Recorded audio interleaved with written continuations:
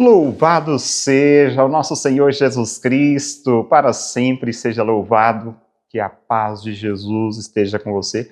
Meio de semana, quarta-feira, hoje dia 8 de julho, aqui estamos para refletirmos a palavra de Deus. Então que você tenha uma excelente quarta-feira. Vamos ouvir a palavra de Deus, Evangelho de hoje, que se encontra no Evangelho de Mateus. Estamos fazendo a leitura do Evangelho de Mateus, no capítulo 10, agora, versículos de 1 a 7. Naquele tempo, Jesus chamou os 12 discípulos e deu-lhes poder para expulsarem os espíritos maus e para curarem todo tipo de doença e enfermidade. Estes são os nomes dos 12 apóstolos. Primeiro, Simão, chamado Pedro, e André, seu irmão. Tiago, filho de Zebedeu, e seu irmão João. Filipe e Bartolomeu. Tomé e Mateus, o cobrador de impostos. Tiago, filho de Alfeu, e Tadeu.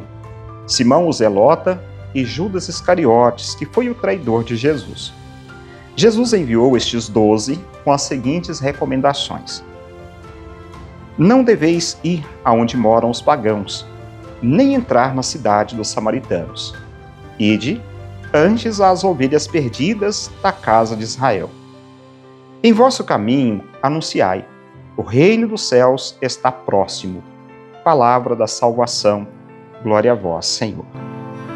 Bom, ontem vimos o final do Evangelho, quando Jesus dizia, pede ao dono da messe que envie trabalhadores para a colheita. A messe é grande, os operários são poucos. E no Evangelho de hoje, Jesus, ele realiza um gesto muito significativo.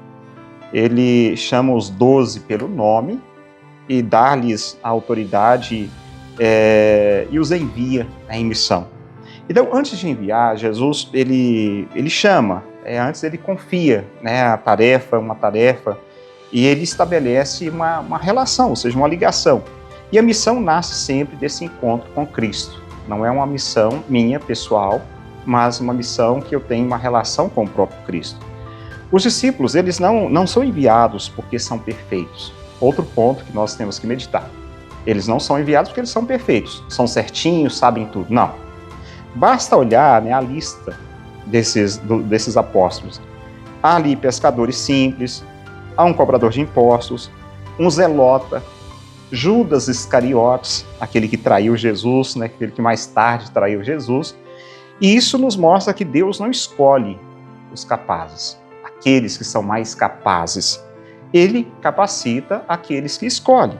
Então, a força da missão não está na qualidade dos humanos, do ser humano, não está na qualidade humana, mas justamente na graça de Deus, naquilo que é graça de Deus.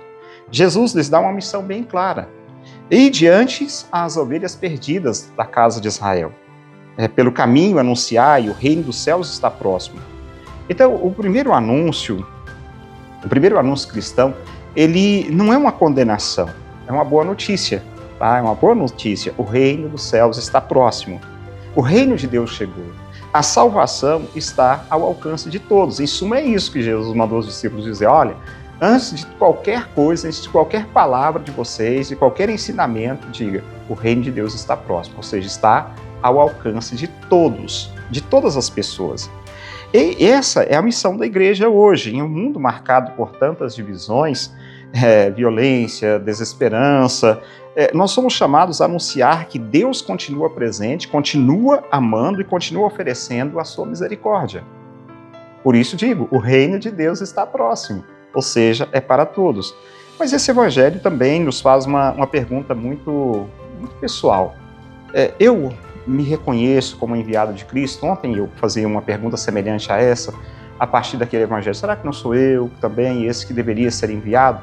Então, eu me reconheço como enviado de Cristo. Pelo batismo, todos nós recebemos essa missão. Bom, nem todos são chamados ao sacerdócio, à vida religiosa, contemplativa, mas todos são chamados a evangelizar. Todos temos esse chamado.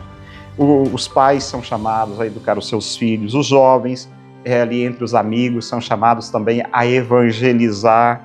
Os trabalhadores, pelo testemunho, pela honestidade, também devem evangelizar, Cada cristão no seu ambiente onde vive.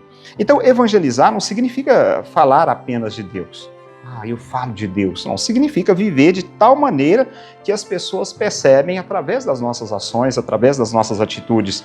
Então, muitas vezes, o primeiro evangelho que alguém lê é o testemunho de um cristão. Não é a Bíblia. Compreende? Às vezes, o primeiro testemunho que alguém lê não é o evangelho, não é a palavra de Deus, mas a vida do outro. Como o outro está vivendo. Então, nós peçamos hoje ao Senhor que renove a nossa consciência, a nossa missão, que realmente nunca tenhamos medo de anunciar o reino de Deus. Nunca tenhamos medo de anunciar Deus, né? Que anunciemos com palavras, sim, mas que anunciemos com a nossa vida, com a nossa fé, e que Deus nos inspire a sermos bons evangelizadores. É isso. Em suma, que Deus te abençoe, tá bom? Em nome do Pai, do Filho e do Espírito Santo. Amém. Aquele abraço para você, fica com Deus e até amanhã, se Deus quiser. Palavra do dia com Padre Marcos. Oferecimento. A FAMAG Premoldados atua há 40 anos fornecendo soluções para obras de todos os tamanhos.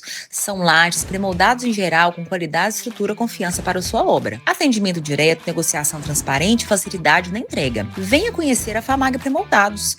Há 40 anos construindo confiança em Paracatu e região. A Retífica Paracatu atua na venda de peças para motores a combustão, serviço de usinagem de bloco, virabrequim, comando, bielas, cabeçote com testes de trincas Magna Flux e teste durezas de virabrequim e comando de válvula. Fazemos a retirada e instalação do motor diesel em veículos, máquinas agrícolas e estacionários. Retífica Paracatu, no bairro Nossa Senhora Aparecida.